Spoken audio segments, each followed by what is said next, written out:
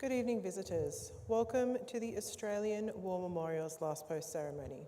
My name is Kylie Campbell, and joining us today from the Royal Australian Air Force is Wing Commander Sally Folkes.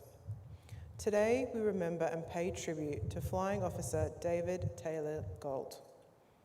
We warmly welcome the delegation of service members in attendance from the United States.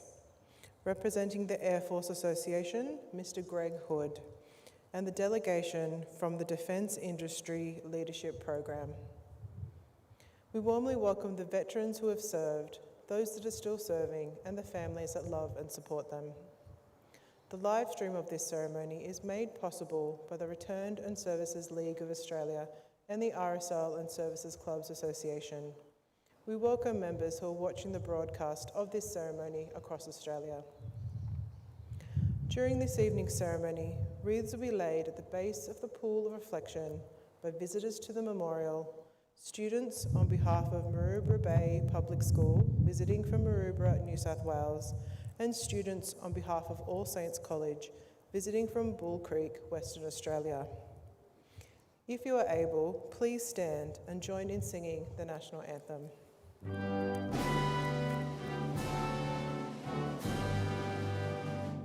Australians, oh let us rejoice, for we are one and free.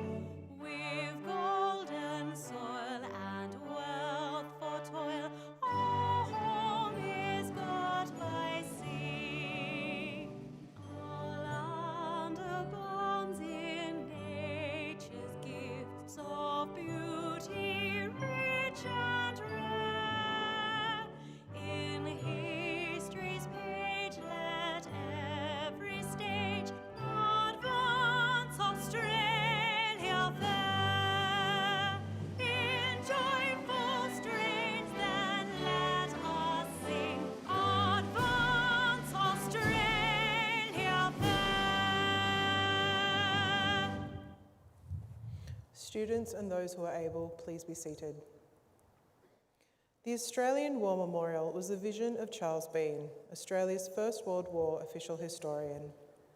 Bean landed with the Australian troops on Gallipoli and stayed with them at the front through to the end of the war. The idea of this national memorial and museum came to him at Pozières, France, in the depths of the bloody fighting of 1916. Bean's idea was that this would be a place where families and friends could mourn loved ones buried in faraway places. It would also be a place that could help all Australians understand what these men and women had endured and what they had done for us. Bean's vision, to which we remain true, is best expressed as inscribed in the entrance to the memorial's galleries. Here is their spirit and the heart of the land they loved, and here we guard the record which they themselves made. Tonight, we will read the story behind just one of those on the Roll of Honour, which lists the names of more than 103,000 men and women who have given their lives for us in war and on operations for more than a century. But first, we present a lament, Flowers of the Forest. Wreaths and floral tributes will now be laid at the base of the pool of reflection.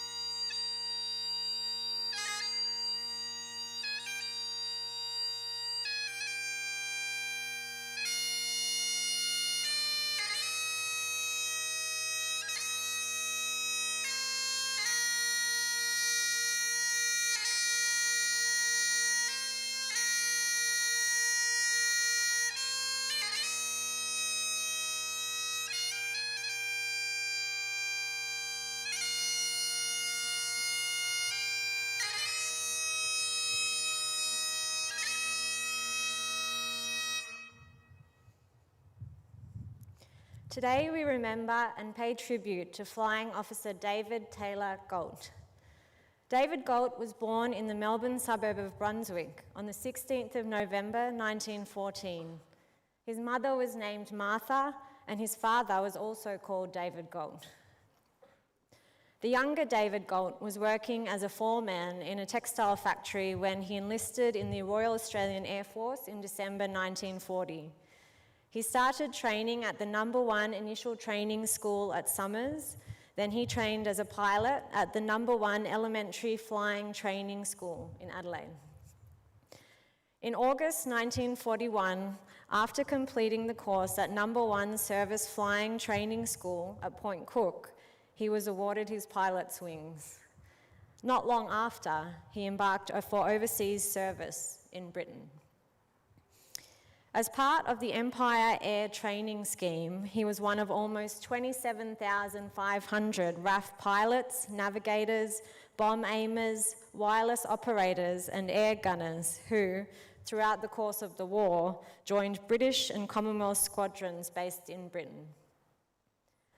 Once in England, Galt was posted to Royal Air Force Bomber Command.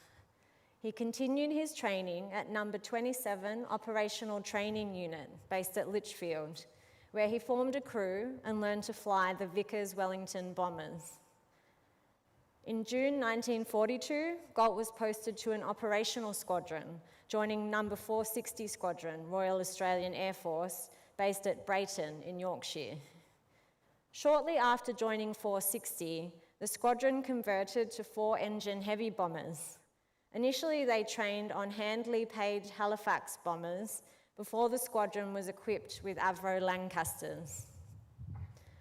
On the 22nd of November 1942, on his 21st mission, Galt was piloting Lancaster A for Apple on a raid to Stuttgart when it was shot down by enemy anti-aircraft fire near Amiens in France. The crew, a mix of British, Canadian, and Australians, parachuted to safety. On the ground, they decided to split up to improve their chances of evading capture by the Germans in occupied Europe. Galt walked, cycled, and travelled by bus and train across France, from Amiens to Paris, Bordeaux, and Bayonne. He was assisted along the way by French civilians and members of the resistance.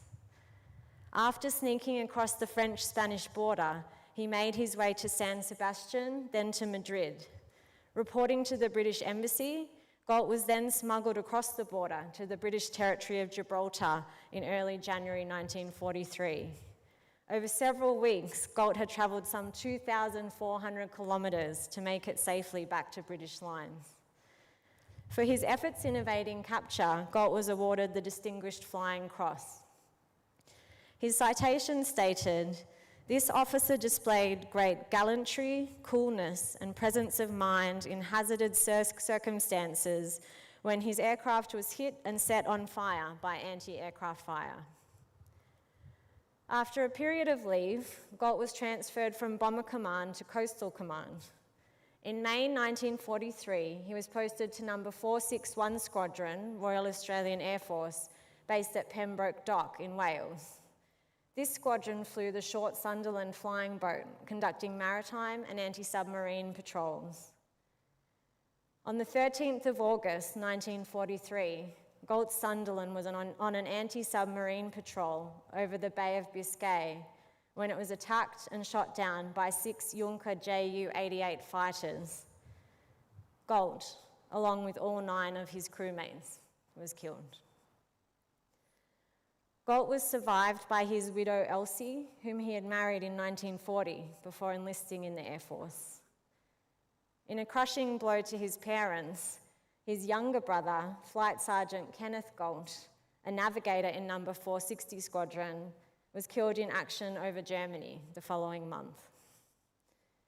With no grave, David Galt's name is commemorated on the Air Force's Memorial to the Missing at Runnymede, on the banks of the Thames in England. His name is listed on the Roll of Honour on my left, among almost 40,000 Australians who died while serving in the Second World War. His photograph is displayed today beside the pool of reflection.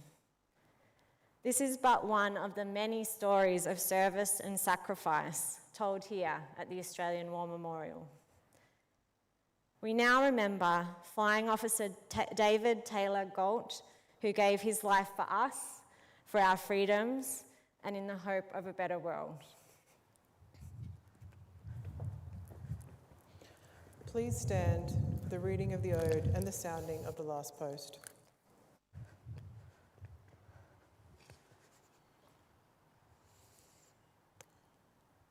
They shall grow not old, as we who are left grow old.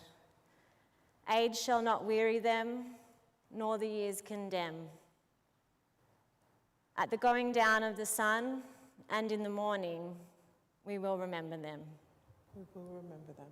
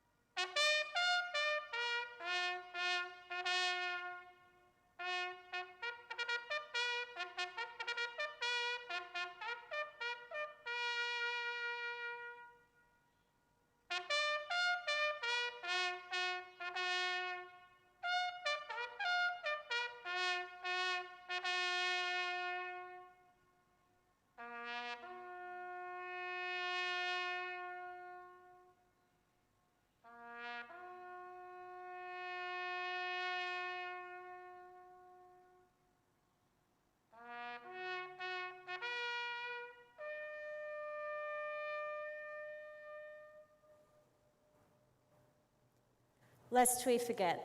Lest we forget.